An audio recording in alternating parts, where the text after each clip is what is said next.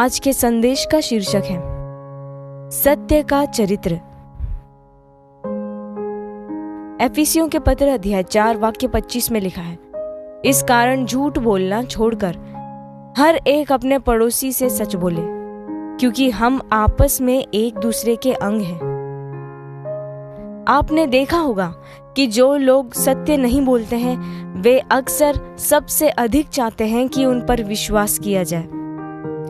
जब दूसरे उन पर विश्वास नहीं करते तो वे नाराज हो जाते हैं, जबकि वे जानते हैं कि वे सत्य नहीं बोल रहे हैं।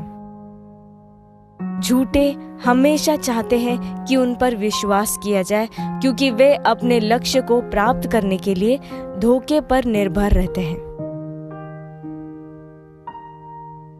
परंतु जब आप सत्य बोलते हैं तो इससे कोई फर्क नहीं पड़ता कि कौन आप पर विश्वास करता है या नहीं।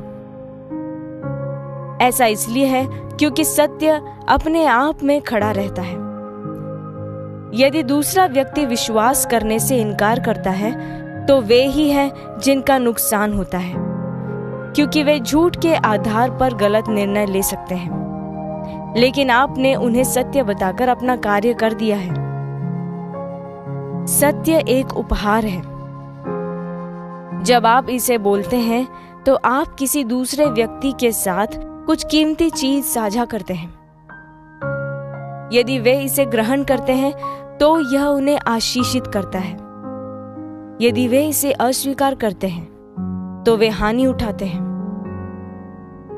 सत्य बदलता नहीं है और इसे बचाव की आवश्यकता नहीं होती। इसके पास अपने आप में सामर्थ्य है। इसलिए जो लोग सत्य में चलते हैं वे शांति में रहते हैं। वे विश्वास किए जाने के लिए संघर्ष नहीं करते, वे बस सत्य से जीते हैं। परंतु जो लोग झूठ बोलते हैं वे संघर्ष करते हैं, रोते हैं, विनती करते हैं और भरोसे किए जाने पर जोर देते हैं, क्योंकि उनका आत्मविश्वास दूसरे के उनके झूठ पर विश्वास करने पर निर्भर करता है।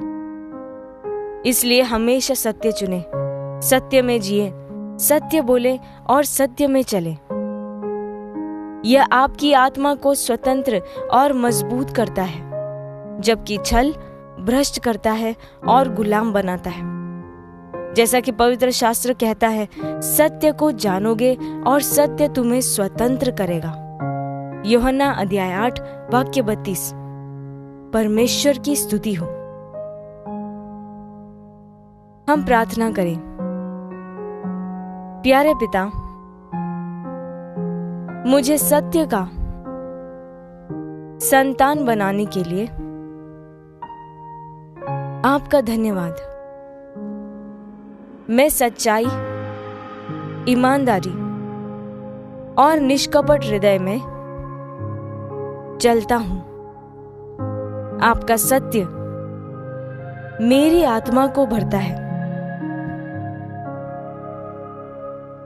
और मेरे वचनों और कार्यों को संचालित करता है। मैं छल या ढोंग को समर्पित होने से इनकार करता हूं। मैं प्रेम में सत्य बोलता हूं और प्रतिदिन आपके वचन के प्रकाशन से जीता हूं। यीशु के नाम में आमीन।